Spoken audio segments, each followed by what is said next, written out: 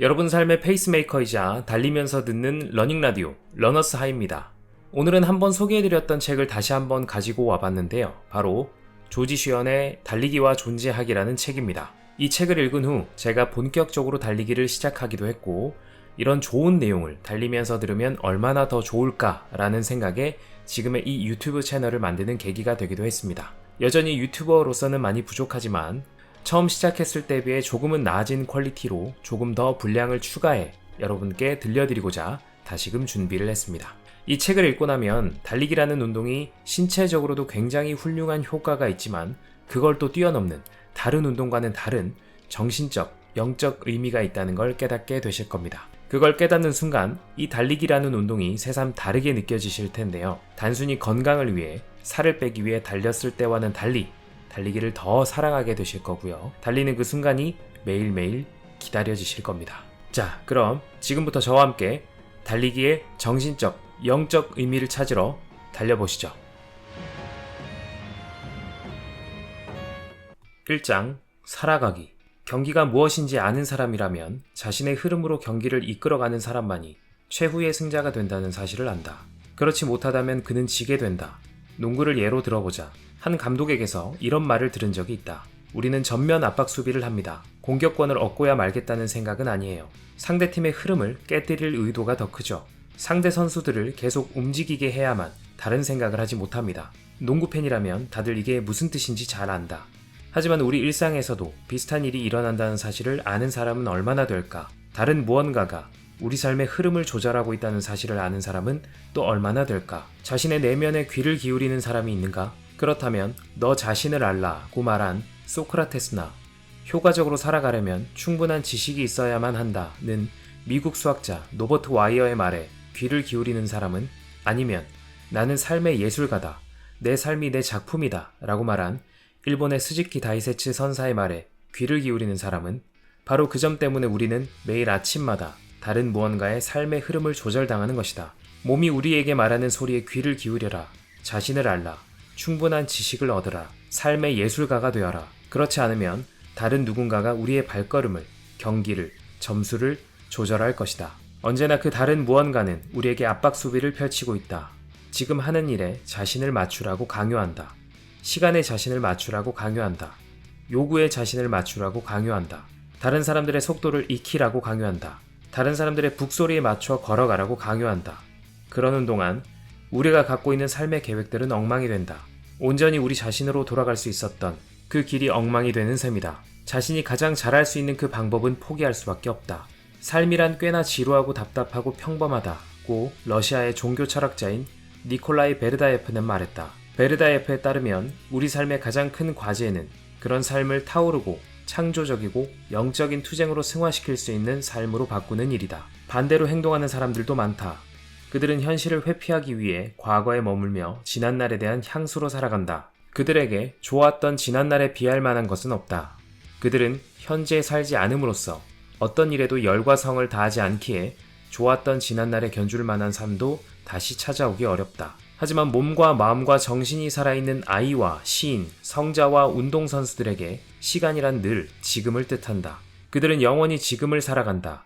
격렬하게, 헌신적으로 지금 이 순간 속으로 뛰어든다. 이 사람들은 그럴 수밖에 없다. 예컨대 운동선수가 1분 1초라도 자신이 하고 있는 일에 집중하지 못한다면 끔찍한 일이 벌어질 수밖에 없다. 집중력이 떨어진다면 그 마음이 다음 홀이나 다음 세트나 다음 이닝에 가 있다면 끝장이다. 선수에게는 지금 이 순간이 전부다. 천국과 내세를 말하는 성자에게 가장 중요한 곳은 바로 여기이며, 가장 중요한 시간은 바로 지금이며, 가장 중요한 사람은 지금 앞에 있는 사람이다. 성자는 모든 순간이 중요한 선택의 순간이며 그 선택을 통해 무한한 가능성이 펼쳐진다는 사실을 안다.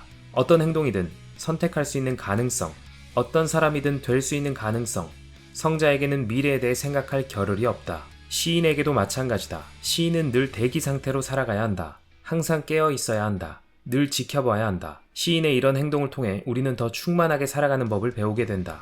시인 제임스 디키는 카잔차키스의 소설 오디세이에 대해 이런 글을 쓴 바 있다. 살아가면서 겪는 모든 일들이 식구가 된다. 그래서 시의 독자들은 자신에게 삶을 받아들이려는 마음이 얼마나 부족했는지 조금씩 깨닫게 된다. 동시에 이 세상에 얼마나 많은 일들이 벌어지는지 깨닫게 된다. 말로 표현할 수도 없는 어마어마한 일들이 끝도 없이 새롭게 펼쳐진다는 사실을 알게 된다. 그런 사람에게 완벽했던 과거 따위는 탐나는 시절이 아니다.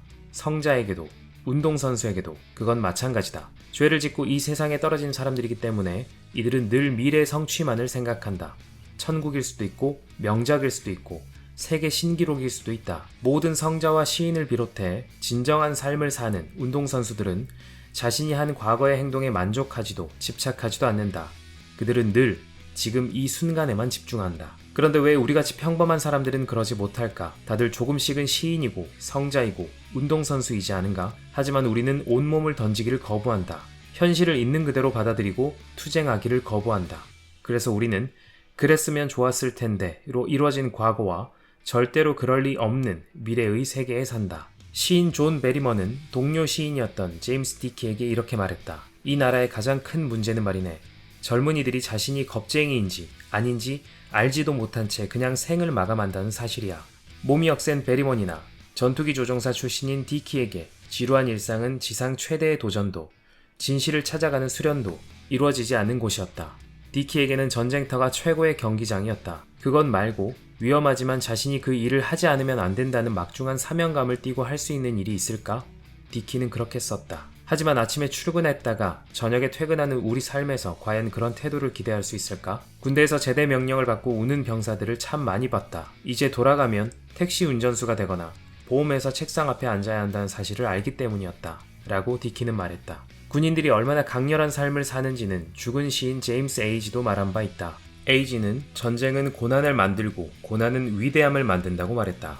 그는 분명한 것은 전쟁터에 인간은 평상시보다 더 많은 일을 해낸다는 점이다 라고 썼다. 하지만 평상시에도 용기를 찾을 수는 있다. 이때 용기란 전쟁터에서 위험을 망각하는 태도까지는 아니더라도 모두 알고자 경쟁을 두려워하지 않는 마음 정도를 뜻한다. 용기라는 말의 라틴어 어원을 따져보면 순수한 마음에 자리 잡은 지적 호기심이라는 뜻이 된다. 한 사람의 행동은 이런 마음을 통해 결정된다. 이성이라든가 본능이 아니다. 이성적으로 생각한다고 이 마음의 논리를 알아차릴 수 없는 것과 마찬가지로 육체를 통해서 알 수 있는 것도 아니다. 용기는 우리가 왜 살아가는지를 보여주는 가장 본질적이고 중요한 감정이다 라고 폴 틸리이는 말했다. 그러므로 용기를 얻으려면 뭔가를 성취하려는 마음을 방해하는 우리 안의 요소들을 어쩔 수 없이 희생시켜야만 한다. 쉽게 말해 자신에게 가장 중요한 것들을 지키기 위해서라면 즐거움이나 행복도 심지어는 삶도 포기할 수 있어야만 한다는 뜻이다. 그때 용기란 겁을 내지 않는 행동만을 가리키는 게 아니다. 용기란 한 인간이 살아가는 방법을 뜻하는 것이지 어떤 한 사건에서의 행동만을 가리키는 것은 아니다. 종교적인 믿음이 있는 사람이라면 삶의 악한 부분을 없애기 위해 최대한의 노력과 인내심을 용기와 능력을 발휘한다고 제임스는 주장했다. 그러니 불신이 종교를 당해낼 수는 없다는 결론이다. 자신보다 크고도 소중한 것을 위해 행동할 수 있기 때문에 그런 일이 가능하다. 중대한 일을 할 때 우리는 매 순간 육체적으로나 정신적으로나 심리적으로나 완벽해진다. 하지만 자신이 독특한 존재라는 것을 각자 그 존재를 증명한다는 사실을 잊어서는 안 된다. 자신이 누구인지 증명해야만 하는 한 우리는 영웅이 아니면 겁쟁이다. 도전은 도처에 널려 있다. 무모하게 모험을 찾아 나서라는 말이 아니다. 자신이 되고 싶은 그 사람이 되기 위해 노력하라는 뜻이다. 너무나 힘들고 또 우울함과 고통을 동반하는 과정이 끝없이 되풀이되지만 용기를 통해 우리는 정신과 육체 사이에 다리를 놓을 수 있다. 2장 발견하기. 지난 40여 년 동안 나는 살 가치도 없고 불완전하며 열등한 존재라고 느끼면서 살아왔다. 내 본성에 맞서 싸우며 내가 아닌 다른 누군가가 되려고 노력했다. 그 기준을 간신히 따라잡아 부족한 부분들을 채우겠다는 마음 깊은 곳에 내 진짜 모습을 감춰뒀다. 그러는 동안 나는 내가 처음에 거부했던 그 사람이 바로 나라는 생각을 받아들이지 않았다.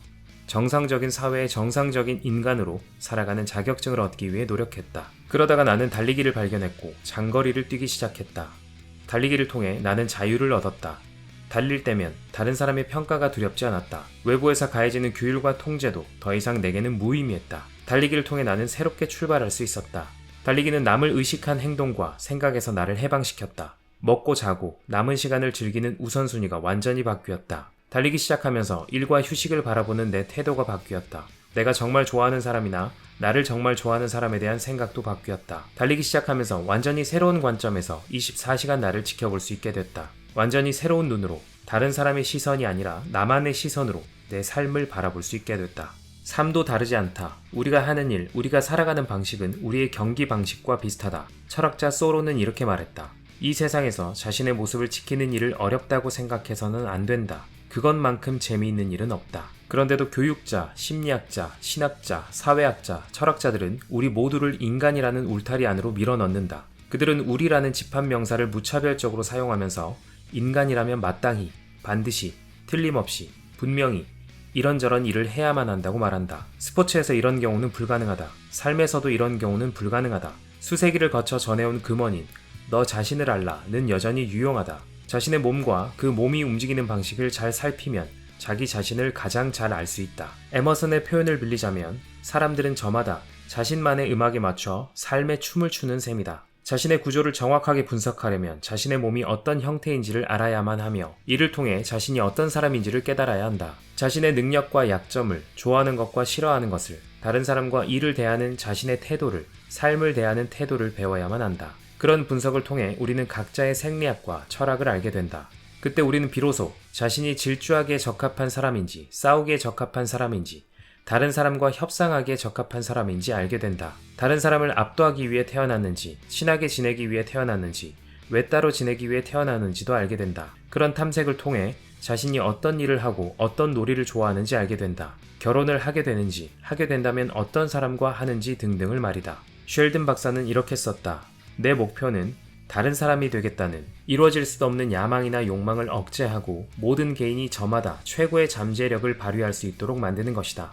더 중요한 것은 절대로 헛된 야망이나 욕망을 가지지 않도록 만드는 것이다. 쉘든의 줄자나 비어봄의 펜으로 드러낸 인간의 몸은 그게 정신적이든 육체적이든 인류가 어떤 식으로든 스트레스에 반응하는지 보여준다. 쾌락이나 욕망과 같은 더 넓은 영역도 마찬가지다. 그러나 각기 다양하기는 하지만 모두 정상적인 것으로 봐야 한다. 그렇지 않으면 다른 사람의 삶에 이끌리게 된다. 그건 사실상 다른 사람의 경계에서 뛰는 것이다. 내 삶은 유일한 내가 느끼고 생각하고 행동해야 하는 방식대로 느끼고 생각하고 행동할 때 내 삶이 된다. 하지만 이런 생각을 받아들이지 못하는 사람들도 많다. 프로이트의 말을 믿는 사람들은 우리가 백지 상태에서 태어나지만 어린 시절의 경험과 부모의 영향으로 그런 변화가 일어난다고 생각한다. 그 사람들은 우리가 원한다면 그 어떤 사람이라도 될 수 있다고 말한다. 그들은 쉘든의 이론이 너무나 결정론적이어서 개인의 자유에 위협이 된다고 생각한다. 나는 그걸 다르게 본다. 내 몸을 통해 나는 얼마나 자유로워질 수 있는지 알게 된다. 몸을 통해 나는 한계를 보는 게 아니라 얼마나 충실해질 수 있는가를 본다.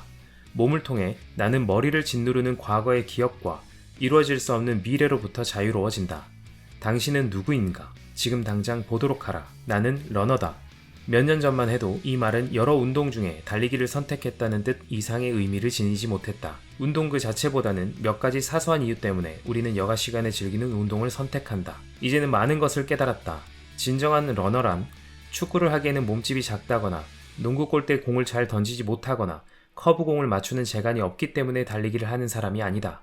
러너는 달릴 수밖에 없기 때문에 달린다. 러너가 되면서 고통과 피로와 아픔을 견디면서 스트레스에 스트레스로 맞서면서 삶에서 반드시 필요한 것만 남겨놓으려고 하면서 러너는 자신에게 충실해지고 그대로 자신이 된다. 이런 과정에서 나는 많은 것들을 포기했다. 희생한 것은 하나도 없다. 어떤 게 불필요하다는 사실이 분명해지면 그냥 저절로 떨어져 나갔다. 반면에 어떤 게 반드시 필요하다는 사실이 분명해지면 아무런 문제 없이 나는 받아들였다. 이렇게 받아들이면 러너는 자신의 몸을 부정할 수 없다. 러너는 몸을 받아들인다. 몸을 억누르지도 마음에 종속시키지도 억제하지도 않는다. 러너는 완벽한 몸을 만든다. 몸의 능력을 키운다. 러너는 자신의 본능을 억누르지 않는다. 본능에 늘 주의를 기울인다. 그리하여 자기 안에 이런 동물적 상태를 넘어 철학자 오르테가가 진상이라고 부른 자신만의 진실을 향해 나아간다. 따라서 평생에 걸쳐 노력할 때 최종적인 결과물을 얻을 수 있다. 이처럼 포기하고 놓아주고 집착해서 초연해지는 게 늘 한결같을 수는 없다. 더 이상 끌리지 않는 것들은 당연히 포기해야만 하고 엄청나게 원하는 것들이라도 방해가 된다면 포기해야만 한다. 그게 바로 간디의 교훈이다. 간디는 마음을 가라앉혀 내적인 성장을 돕는 일이라면 그 무슨 일이든 하라고 사람들에게 가르쳤다. 나도 그것을 배웠다. 그게 무엇이든 진짜 순수한 몰입이든 다른 사람들도 즐기는 즐거움이든 다들 놀랄만한 나쁜 짓이든 뭔가를 포기할 때 나는 늘 내적인 필요성에 따랐다. 자기 희생이나 의무감에서 그런 적은 한 번도 없었다. 나는 자연스럽게 솟구치는 대로 행동한다. 나는 간소해질 때 완벽해진다고 본다. 하지만 제3자가 보기에는 전혀 다르게 보일 것이다. 세상사와 다른 사람들에게서 떨어져 일상적인 야망이나 욕망에서 벗어나 얻어낸 내 성공에서 그들은 관심의 부족과 관계에 얽매이지 않았다는 반증을, 그리고 사회에 기여하지 못했다는 사실을 읽어낼 것이다. 그렇다면 그냥 내버려 두자. 더 넓은 관점에서 이 세상을 바라보면 그런 사람들마저도 필요하다는 걸 알게 될 것이다. 아무도 없는 길에서 작은 불꽃을 피우며 달리는 러너들도 이 세상에 기여하는 부분이 있다는 사실을 알게 될 것이다. 이 세상에 외로운 러너들 뿐이라면 사회가 제대로 돌아가지 않겠지만 러너들이 없다면 그것은 살아갈 만한 세상이 아닐 것이다. 3장 이해하기. 길을 달릴 때 나는 성자다. 그 시간만큼은 초라한 옷 몇 가지만 걸친 아시시의 성자 프란체스코다. 나는 런던에서 법학을 공부하면서 한 끼 먹을 싸구려 식당을 찾아 하루에 10여 마일을 걸었던 젊은 간디다. 나는 자신을 둘러싼 세계와 하나가 되는 방법을 찾아 나선 고독한 인간 소로다. 길 위에서는 자연스럽게 가난과 순결과 순종이 따라온다. 나는 영혼의 눈으로 신을 보려는 가난한 사람이다. 달리면서 즐길 때 나는 진정한 에로스를 만나는 셈이다. 그때 내 순결은 완성된다. 그리고 십계명처럼 이 세상을 움직이는 법칙이 된다. 바깥으로 나가야 한다. 다른 사람에게 관심을 둘 수 없다면 최소한 몸에 관심을 둬야만 한다. 그래서 그들은 위대한 산책자, 자연의 찬미자가 됐다. 에머슨의 일기를 보면 그가 록스베리에서 워체스터까지 40마일을 어떻게 걸어 다녔는지 나온다. 러셀은 25마일을 걸은 뒤 자신이 얼마나 유쾌한 휴식을 취했는지를 썼다. 그래서 나도 달리는 것이며 그 안에서 실제 삶을 발견하는 것은 아닐까 생각한다. 먼저 자신이 동물이라는 걸 깨닫는 게 좋다고 에머슨은 말했다. 달릴 때 나는 동물, 그 중에서도 최고의 동물이다. 태어난 그대로 행동할 때, 언제나 내 곁을 떠나지 않았던 우아함과 단호함으로 움직일 때. 많은 사상가들이 우리 삶의 진정한 목적은 어린 시절로 돌아가는 것이라고 말했다는 사실이 새삼스러울 것은 없다. 어떤 신비주의자는 육신의 삶이 즐거움으로 가득 찬 놀이가 될 때 인간은 완벽해지고 지복을 얻는다고 썼다. 노먼 브라운은 인간은 어린 시절로 돌아가겠다는 마음을 놓지 않는 동물종이라고 단언했다. 그렇게 나는 즐겁게 달린다. 달리기가 끝난 뒤에도, 심지어는 오랫동안 뜨거운 물에 샤워를 하고 난 뒤에까지도 그 충만한 감정은 사라지지 않는다. 그때 나는 마음속으로가 아니라 욱신거리고 따끔거리지만 더없이 편안하고 행복한 육체 속으로, 여전히 내 다리와 팔과 가슴에 남아있는 달리는 느낌 속으로 부재 중이다. 나는 길 위에서의 내 모습과 내가 한 일을 오래도록 즐긴다. 하지만 나는 나이고 그 이상 다른 무엇도 아니다. 니체는 자신을 다른 누군가와 혼동하지 말라고 했다. 귀 기울일 줄 아는 사람이나 성실한 시민이나 친절한 사람과 나를 혼동하지 말라. 내 눈에 지금 나는 부재 중이라는 표시가 뜬다면 나를 좀 봐달라. 그냥 놔둬달라. 그렇다면 바라본다는 것은 언제나 현재다. 과거나 미래의 일들, 그랬다거나 그럴 것이라는 것과는 아무 관계가 없다. 바라본다는 건 지금 일어나는 일이다. 직접적인 일이다. 시처럼 뭔가를 뜻하는 게 아니라 그저 존재하는 일이다. 우리는 눈으로 보는 게 아니라 눈을 꿰뚫어 본다.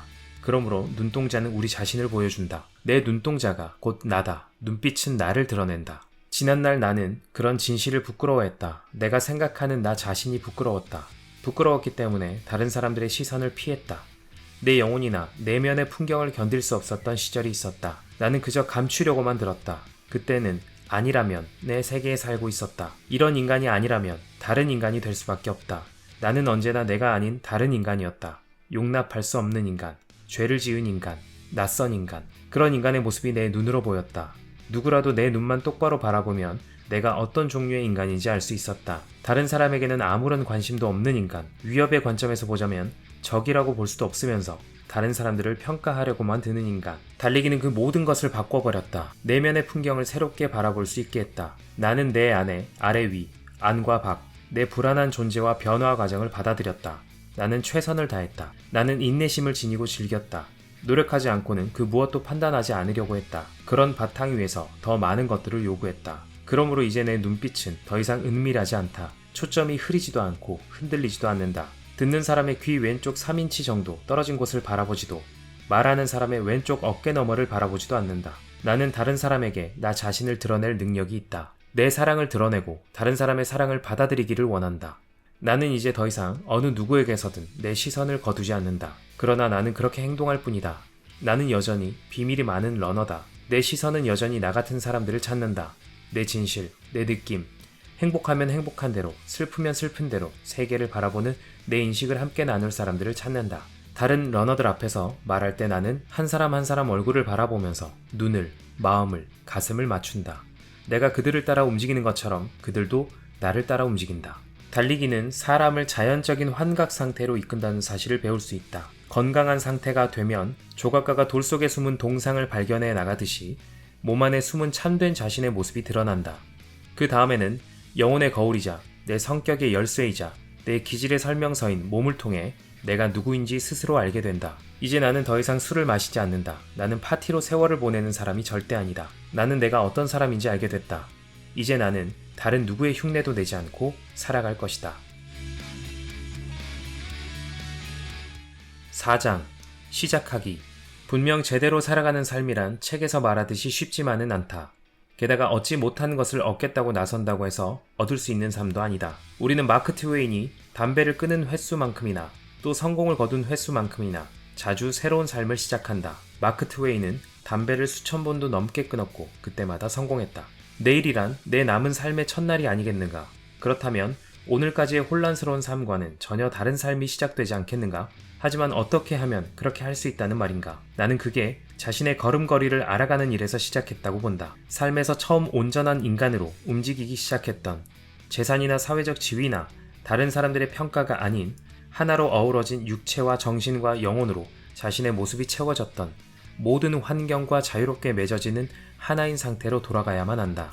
삶이 덧없이 지나갔다거나 더 나쁘게는 누군가 다른 사람의 삶을 살았다는 생각이 든다면 이제 다시 살아도 똑같다는 전문가들의 말이 틀렸다는 것을 보여줄 수 있다는 뜻이다. 내일이란 남은 삶의 첫날이다. 소로의 길을 따르는 일만 남았을 뿐이다. 몸 안에서 즐거워하라. 말로 설명하기 곤란한 만족감을 느껴보라.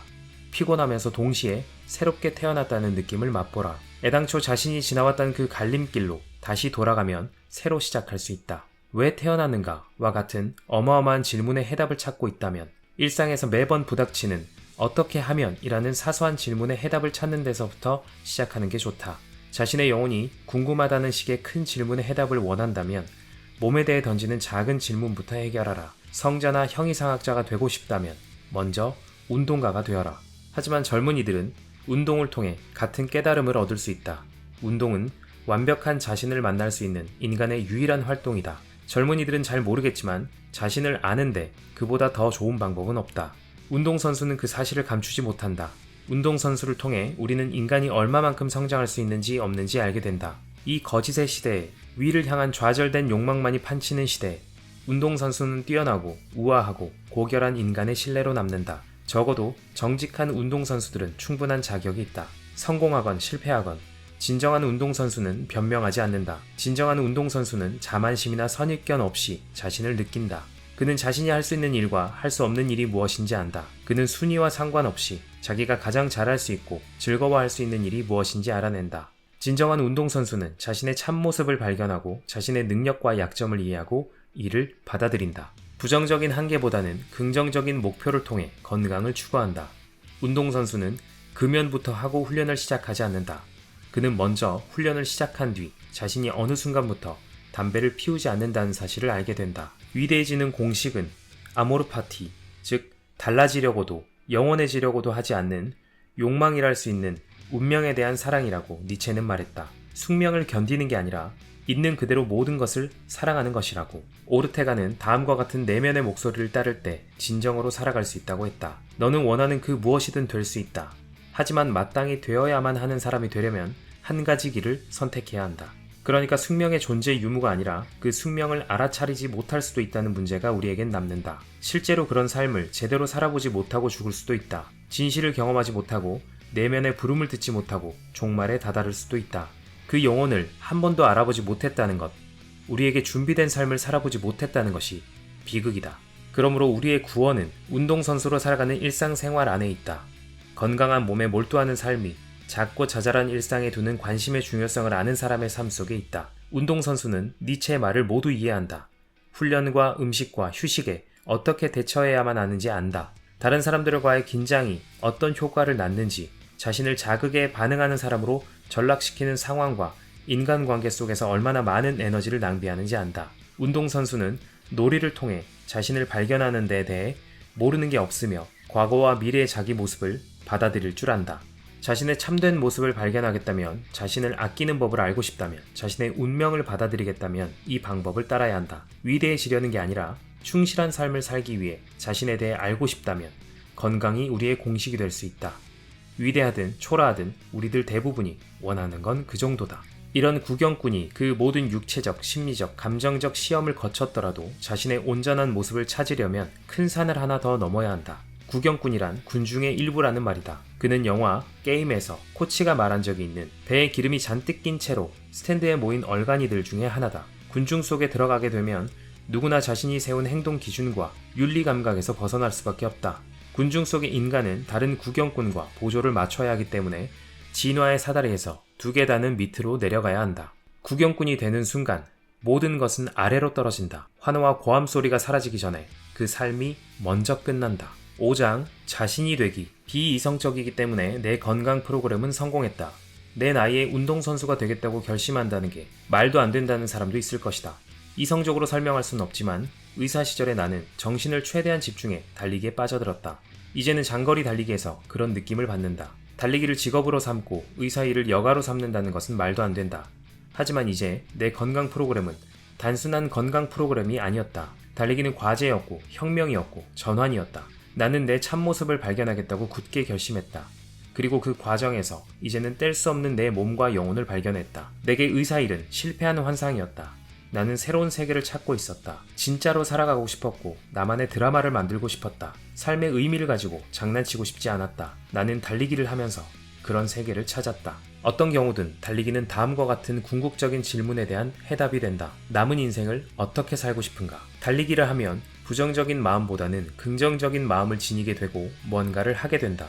그리고 무엇보다도 달리기는 자신이 하는 일에 책임감을 느끼게 해준다. 달릴 때 나는 이런 책임감을 기꺼이 받아들인다. 그 과정에서 나는 책임감 속에는 반응하는 능력이 포함된다는 사실을 알게 됐다. 내 몸을 돌보겠다면 먼저 귀를 기울여 몸의 말을 들어야만 한다. 내 몸과 끊임없이 대화를 나누며 달릴 때 내 마음은 점점 더 건강해진다. 그래서 더 많이 연습하고 더 많이 달리고 더 많이 마음을 다잡으려고 노력하며 인간의 가능성에 주목한 조지 레너드가 말한 최고의 운동선수가 내 안에도 있는지 살핀다. 그러다 보면 레너드의 말처럼 내가 삶이라는 최고의 경기를 하고 있다는 사실을 알게 된다. 다들 알겠지만 삶이라는 경기에서는 얼마나 오랫동안 경기를 했느냐가 아니라 얼마나 잘 경기를 했느냐가 중요하다. 육체는 영혼의 교사이자 순경이다 라고 오르테가는 썼다. 잘 가꿔진 몸, 체력의 최대치에 이른 몸, 성숙이라는 이름에 값할 만큼 폭이 넓은 몸만이 최고의 선생이며 최고의 교관이다. 내 참된 목표는 몸 가꾸기이지 아프지 않겠다거나 병에 걸리지 않겠다는 게 아니다. 내 진정한 목표는 참된 높이까지 이르는 것이다. 내 진정한 목표는 원래 내가 지녔던 존엄을 되찾는 것이다. 나는 제대로 살아가기 위해 달린다. 거짓말이 아니다. 6장 놀기. 셰익스피어는 틀렸다. 죽느냐 사느냐가 아니라 노느냐 놀지 못하느냐, 그게 진정한 문제다. 유머가 뭔지 아는 사람은 삶이 비극이 아니라 거대한 농담이라는 걸 안다. 또한 삶은 수수께끼다. 다른 수수께끼와 마찬가지로 여기에는 분명히 답이 있다. 삶은 자멸의 길이 아니라 놀이의 길이다. 잠깐 이 점에 대해 생각해보자. 난폭한 운명의 투석기와 화살에 맞서거나 바다처럼 많은 문제들에 맞설 때 노는 것보다 더 좋은 대처 방법이 있을까? 오직 놀 때만 세상과 평화를 함께 얻을 수 있다. 놀 때 우리는 자신이 하는 일이 대단히 중요한 동시에 대단히 하찮다는 것을 깨닫는다. 우리가 놀고 자신과 신을 즐기던 우주는 따로 있다. 뭔가를 얻기 위해서는 매번 싸워야만 하는 공간이자 온갖 금지 규정으로 가득 찬 우주는 또 다르다. 이런 우주 속에 있을 때 우리는 필경 다른 세계에 있는 평화를 찾아 헤매게 된다. 이런 처지에 놓인 삶을 사무엘 베케트는 마지막 질병이라고 말했다. 물론 놀이는 그와 다르다. 당신은 이미 노는 방법을 알고 있는지도 모른다. 아무런 대가를 바라지 않고 어떤 일을 하고 있다면 이미 구원으로 가는 길에 서 있는 셈이다. 결과도 그런 생각마저도 잊어버린다면 더 멀리까지 갈 수 있다. 지금 그런 일을 하고 있다면 우리는 다른 차원 속으로 들어간 셈이다. 여기서는 미래를 걱정할 필요가 없다. 우리는 본능적으로 운동선수들과 스포츠 심리학자들도 인정하는 스포츠를 통해 이런 욕망을 충족시키는 방법을 찾아낸다. 경험에 압도당하지 않고 경험하는 방법, 삶에 압도당하지 않고 살아가는 방법을 알 수 있다. 더 정확하게 말해서 온전한 자신의 모습을 되찾는 방법을 알 수 있다. 지금까지 자신이란 머릿속에 든 뇌를 뜻했다. 하지만 이젠 더 이상 그렇지 않다. 나는 새로운 종교를 만들 작정인데 이 종교의 첫 번째 교리는 규칙적으로 뛰어놀아라 이다. 하루에 1시간씩 뛰어놀면 사람은 온전해지고 건강해지고 오래 살게 된다. 이처럼 연습은 놀이가 되어야 한다. 그렇지 않다면 연습에서 얻을 수 있는 건 하나도 없다. 간혹 언론 매체에 나오듯 연습 때문에 죽을 수도 있다. 그러므로 육체적으로만 노력한다고 심장마비와 퇴행성 질환을 줄일 수 있는 건 아니다. 그 행위 자체에 온 마음을 쏟는 노력이 필요하다. 무작정 달리기가 아니라 즐길 수 있는 달리기가 필요하다. 뭔가를 바라고 하는 운동으로는 아무것도 얻을 수 없다. 하지만 놀면서 하는 연습으로는 건강과 장수를 얻는다. 러너를 흉내내는 사람들이 제일 위험하다. 더 빨리 병에 걸려 더 짧은 시간에 더 많은 걸 성취하려고 들며 다른 사람들과 언제나 경쟁하고 이기려고만 드는 사람들 말이다. 오르테가는 아픈 사람과 야심가만이 언제나 서두른다고 말했다. 죽음에서 도피하는 수단으로 조깅을 택했으나 결국에는 그게 황천길로 좀 더 빨리 가는 방법이 됐다는 사실을 발견하는 사람들이 이들이다. 예수의 말 속에는 그 모든 것들이 나온다. 그때부터 경기의 방식이 바뀌었다. 천사가 기뻐하라, 겁내지 말고 너희들에게 큰 즐거움이라는 좋은 소식을 전하러 왔다고 말할 때 우리는 모든 게 달라졌다는 걸 알게 된다. 모든 사람들에게 삶은 게임이다. 우리가 사는 이 세계가 경기장이다. 좋은 소식이란 결국 인간이 승리를 거둔다는 것이다. 그때가 되면 모든 사람들이 우승팀에 속하게 될 것이다. 그뿐만이 아니다. 우리 모두는 위대한 선수가 될 것이다. 놀이, 운동, 육체적 활동은 이제 무시할 수 없는 위치에 올랐다. 몸무게를 줄이고 건강의 위험 요인을 낮추려면 놀아야 한다. 스트레스를 줄이고 편한 마음으로 다시 일하려면 놀아야 한다. 놀이는 우리의 건강을 지켜주고 수명을 연장시킨다. 일하지 않는 사람에게 할 일을 주고 반사회적인 감정들을 해소할 수 있는 안전한 방법을 제공한다. 전문가들은 레저 사회에서 놀이는 반드시 필요하다고 말한다. 이 세계가 왜 만들어졌는지, 또한 우리가 왜 태어났는지 알 수 없다는 게 우리의 가장 큰 문제다. 우리가 왜 태어났고 무엇을 위해 살아야 하며 어떻게 자신을 증명해야 하는지 우리는 알 수가 없다. 내가 보기에 세계란 거룩하신 주님의 극장이라고 말한 켈빈의 사상을 잘 살펴보면 가장 좋은 대답이 나올 것 같다. 우리는 신을 찬양하기 위해 이 세상에 태어났다. 신 자체가 노는 존재이기 때문에 신을 찬양하려면 우리도 놀아야 한다. 즐거움 속에서, 놀이 속에서, 운동 속에서 우리는 태어났기 때문이다. 놀이는 그런 존재에게 머문다. 놀이에서 다른 모든 행동이 비롯한다. 운동과 놀이를 통해 몸은 만들어진다. 운동과 놀이를 통해 성격과 자아가 만들어진다. 달리기를 통해 나는 노먼 브라운이 말한 대로 역사를 만들지 않고 사는 법, 원수를 갚지 않고 즐기는 법, 영적 성장의 최종 목적지인 존재 속으로 들어가는 법을 배웠다. 물론 내가 하루 종일 달리는 것은 아니다. 하지만 달리기는 내가 하는 일과 그 일을 하는 방법에 영향을 끼친다. 달리기를 시작하면서 나는 어떻게 하면 놀이처럼 살아갈 수 있는지 알게 됐다. 달리기를 하면서 나는 나 자신과 원래 생긴 바를 발견하게 됐다. 무슨 일이든 나는 노는 것처럼 시작해서 점점 나 자신을 소진시킨 뒤 즐거움 속에서 끝맺는다. 스포츠와 놀이는 이 모든 것을 수행할 수 있다.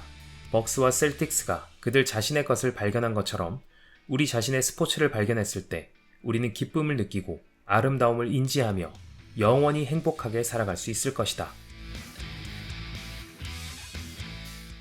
책의 저자인 조지 쉬어는 의사일을 그만두고 달리기에 전념했을 때 비로소 인생에 대해 그리고 자신에 대해 정확히 볼 수 있었던 것 같습니다. 저도 여러 가지 운동을 배우고 경험했지만 달리기는 정말 다른 의미로 다가오는 것 같아요. 경쟁을 하지도 화려한 기술을 뽐내지도 않지만 그 어떤 운동보다 나를 알아가고 현재를 살아가는 운동인 것 같습니다. 그리고 혼자 하는 운동이지만 그 어떤 운동보다 세상과 연결되는 운동인 것 같습니다. 아마 러너 여러분들은 제 말을 이해하시리라 믿습니다. 제가 지금까지 소개해드렸던 뇌과학, 영성, 양자역학 등의 책의 내용들을 보면 각기 다른 분야에서 다른 대상을 통해 다양한 주장들을 펼치지만 몇 가지의 공통된 주장들이 있습니다. 바로 자신만의 인생을 살고 사랑해라, 그리고 현재를 살아라, 감사하라 등 이런 감정을 확실히 느낄 수 있는 운동이 달리기 말고 또 있을까요? 달리는 러닝과 배움의 러닝을 통해 한 걸음씩 나아가는 저와 여러분들은 그 누구보다 행복한 인생을 살고 있는 거라고 감히 말씀드립니다. 여러분 삶의 페이스를 맞춰줄 또 좋은 책 가지고 돌아오겠습니다.